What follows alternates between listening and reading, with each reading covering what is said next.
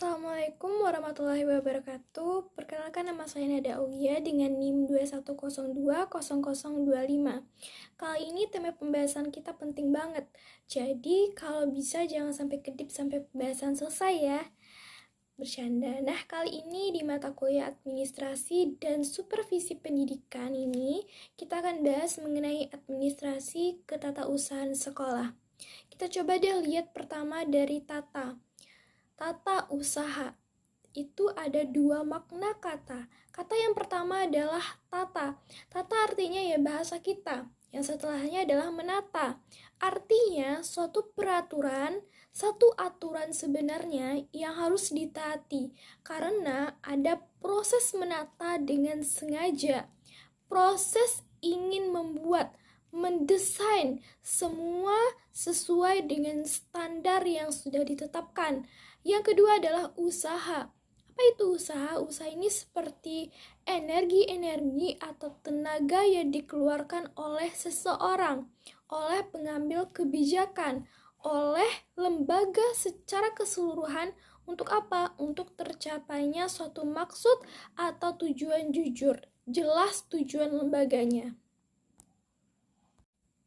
Nah, menurut Saiman 2002, tata usaha adalah suatu aktivitas pendataan atau pengaturan bermacam jenis info.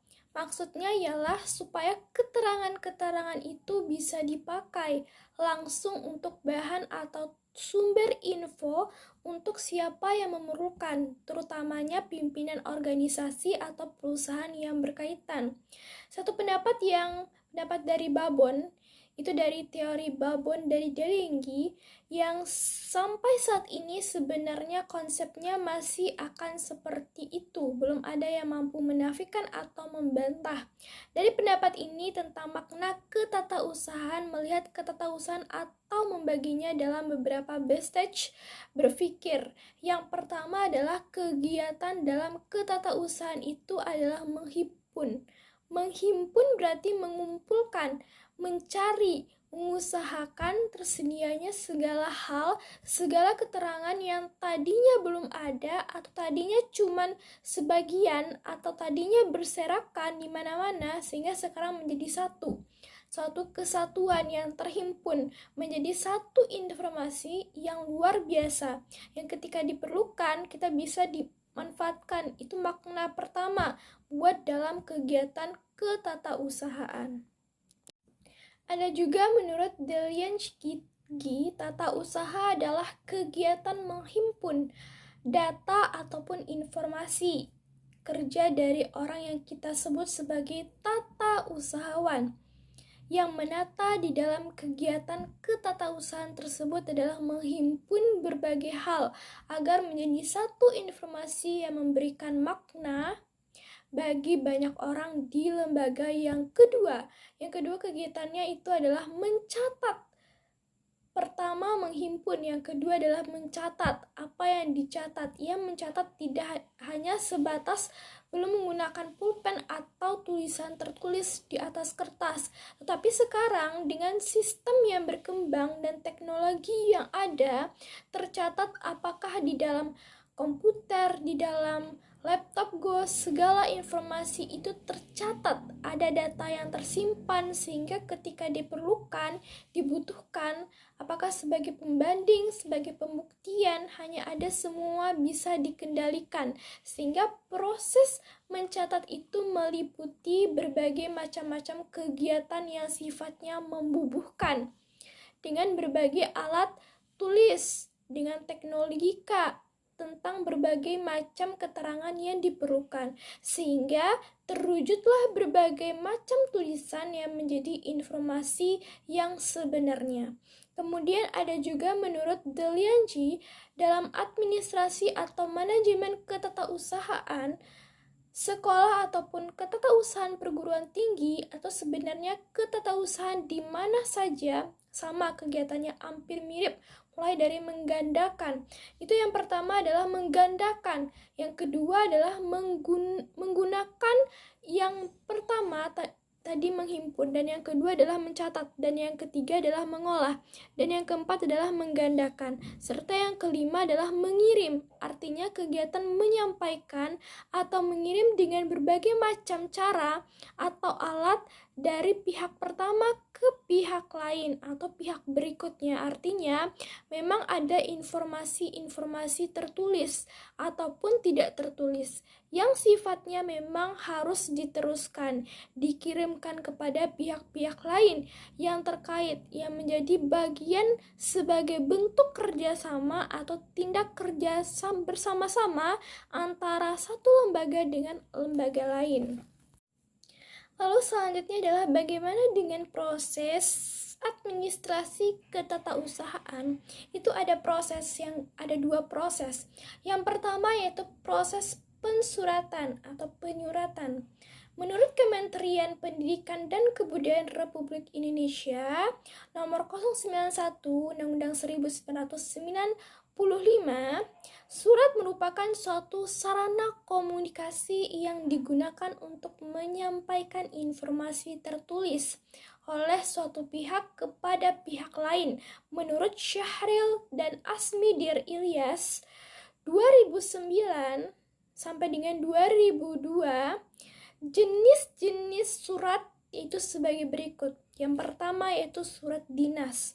Surat dinas adalah surat yang berisi hal penting yang berkenaan dengan administrasi pemerintahan dan pembangunan yang dibuat oleh lembaga pemerintahan. Yang kedua adalah nota dinas. Nota dinas itu apa? Nota dinas adalah surat yang dibuat atasan kepada bawahan atau boleh bawahan kepada atasan atau setingkat yang berisi catatan singkat tentang suatu pokok persoalan kedinasan. Lalu ada memo. Nah, memo itu apa? Memo adalah catatan singkat yang diketik atau ditulis tangan oleh atasan kepada bawahan tentang pokok persoalan kedinasan. Kemudian ada surat pengantar. Surat pengantar adalah surat yang ditujukan kepada seseorang atau pejabat yang berisi penjelasan singkat tentang surat, dokumen, ataupun barang. Lalu proses yang kedua yaitu kearsipan atau penataan arsip. Kearsipan atau records management adalah sistem yang dikembangkan untuk mengatasi permasalahan dokumentasi informasi. Berikut ini merupakan hal yang berkaitan dengan penataan arsip. Nah, yang pertama yaitu asas penataan arsip. Asasnya yaitu asas sentralisasi, desentralisasi, dan gabungan. Nah, sentralisasi itu adalah asas penataan arsip yang dipusatkan pada satu unit, sedangkan desentralisasi adalah asas penataan arsip pada unit-unit dalam organisasi. Nah, kalau arsip gabungan adalah gabungan antara asas sentralisasi dan asas desentralisasi. Kemudian ada sistem penataan arsip. Nah, sistem penataan arsip ini dibedakan menjadi 3, yaitu berdasarkan pada masalah abjad dan tanggal, berdasarkan nomor, serta berdasarkan wilayah. Prosedur penataan arsip lagi. Nah, apa itu prosedur penataan arsip? Adalah meneliti arsip yang akan disimpan, mengelompokkan arsip, meneliti kesesuaian lampirannya, mengklasifikasikan arsip, mengindeks arsip, serta menyusun arsip sesuai dengan pola penyimpanan. Nah, kita masuk pada tata ruang sekolah. Nah, apa itu tata ruang sekolah? Tata ruang sekolah adalah pengaturan atau tata letak dari peralatan, mesin, dan sebagainya pada suatu yang tersedia, satu ruang yang tersedia. Tata ruang sekolah dipengaruhi oleh beberapa hal, yaitu pencahayaan, pewarnaan bangunan, kondisi udara, dan tingkat kebisingan atau suara. Para ahli membagi konsep tata ruang kantor secara garis besar ke dalam 4 bagian. Yang pertama yaitu konsep tata ruang tertutup, kantor atau sekolah tertutup. Private office, yaitu tata ruang dengan penempatan ruang kantor yang dipisah dibagi ke dalam ruang-ruang kerja atau ruang yang dipisahkan oleh tembok atau penyekatan yang terbuat dari kayu. Yang kedua yaitu konsep tata ruang kantor yang terbuka, open plan office, yaitu tata ruang kantor dengan ruang yang besar dan ditempati beberapa pegawai tanpa dipisahkan oleh tembok atau penyekatan yang terbuat dari kayu. Yang ketiga yaitu ada konsep tata ruang kantor berpanorama.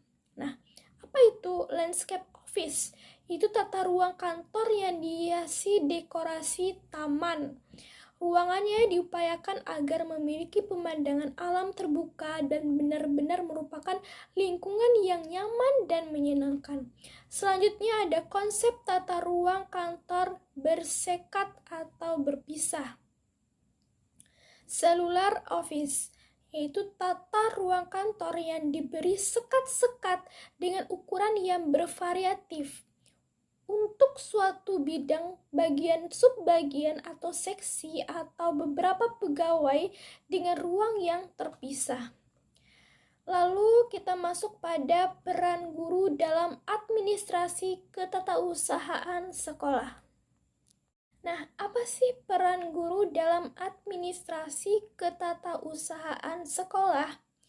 Administrasi ketatausahaan merupakan subsistem organisasi. Dalam hal ini adalah organisasi sekolah. Kegiatan utamanya adalah mengurus segala bentuk administrasi sekolah, mulai dari surat menyurat sampai dengan inventarisasi barang.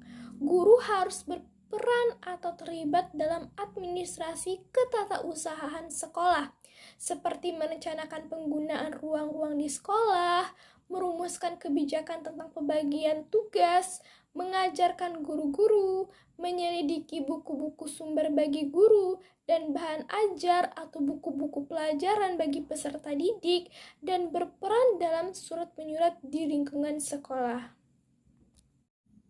Sekian materi yang dapat saya sampaikan, mudah-mudahan bisa dipahami. Ada 3 kunci sukses. Yang pertama, ubah pola pikir atau mindset kita. Karena dalam hidup ini, kamu gak akan dapetin apa yang kamu mau. Tapi, kamu akan mendapatkan sesuai dengan siapa dan apa kamu dalam hidup ini. Yang kedua, praktekkan OKP, only quality people, hanya orang-orang yang berkualitas. Yang ketiga, kembangkan skill dalam komunikasi public speaking. Sekian, terima kasih. Wassalamualaikum warahmatullahi wabarakatuh. Sampai jumpa.